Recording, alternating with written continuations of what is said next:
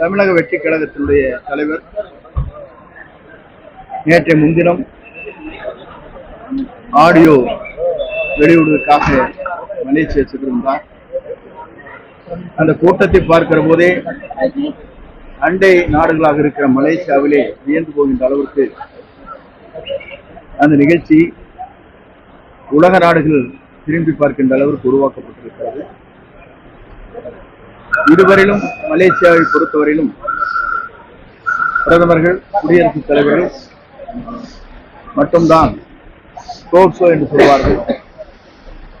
இந்த முறை இவருக்கே ரோட் ஷோ போவதற்கு அனுமதி வழங்கப்பட்டிருக்கிறது. ஆகவே அவருடைய வரலாற்று நாயகனாக இன்றைக்கு தமிழகத்திலே கவனம் வந்து கொண்டிருக்கிறார்கள். குறிப்பாக எதிர்கால தமிழகத்தை ஆள்வதற்கு அவருடைய தலைமை வேண்டும் என்ற முறையில் பெண்களாக இருந்தாலும் சரி, இளவயதிலே இருக்கின்ற 18 வயதிலிருந்து 35 வயதிலும் இருக்கின்ற அத்தனை பேரும் ஒருமனதாக குரல் கொடுத்துக் கொண்டிருக்கிற காட்சி நாங்கள் காணுகிறோம். பல்வேறு நிகழ்ச்சிக்கு நான் செல்கிற போது ஆர்ப்பரித்து வருகிற கூட்டம், அலைமோதுகிற கூட்டம் 1972 புரட்சித் தலைவரை பார்த்ததை போல, அதற்கு பிறகு 88 புரட்சித் தலைவர் அம்மாவை காணுவதைப் போல இன்று ஒரு மாற்றம் தமிழகத்தில் உருவாகியிருக்கிறது. இந்த மாற்றம் எதிர்காலத்தில் தமிழகத்தின் வரலாற்றில் அவர் தமிழ்நாட்டுடைய முதலமைச்சராக அமர்வதை மக்கள் சக்தியோடு இணைந்து அந்த பணிகள் நிறைவேறும் என்ற வாழ்த்துக்களை நான் தெரிவித்துக் கொள்கிறேன். காங்கிரஸ் நிர்வாகிகள் தொடர்ந்து தாவேக்காவோட இணையணும்னு சில நிர்வாகிகள் குரல் கொடுத்துட்டே வராங்க. அதை பத்தி உங்களுக்கு கருத்து என்ன? காங்கிரஸ் கட்சியுடைய நிர்வாகிகள் பல இடங்களில் இந்த கருத்துக்கள் பரிமாறப்பட்டு வருகிறது. இதுவரையிலும் இந்த கருத்துக்களை பொறுத்தவரையிலும் என்னை போன்றவுடைய கவனத்திற்கு கொண்டு வரப்படவில்லை.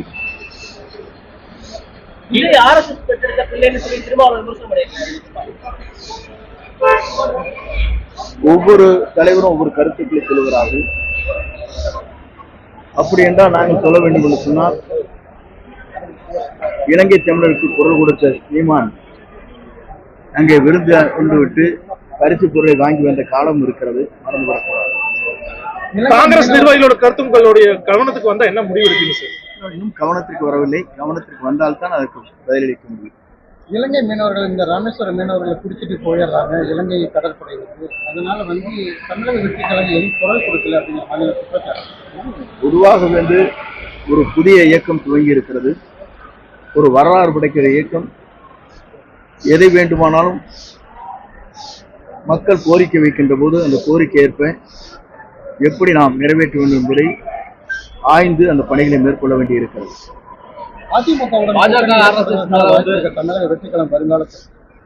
பொறுத்திருந்து பாருங்கள். எங்களை பொறுத்தவரை தெளிவாக இருக்கிறோம். இவரை முதலமைச்சராக ஏற்றுக்கொள்கின்றவர் மட்டும்தான் நம்முடைய கூட்டணி இணைய முடியும்.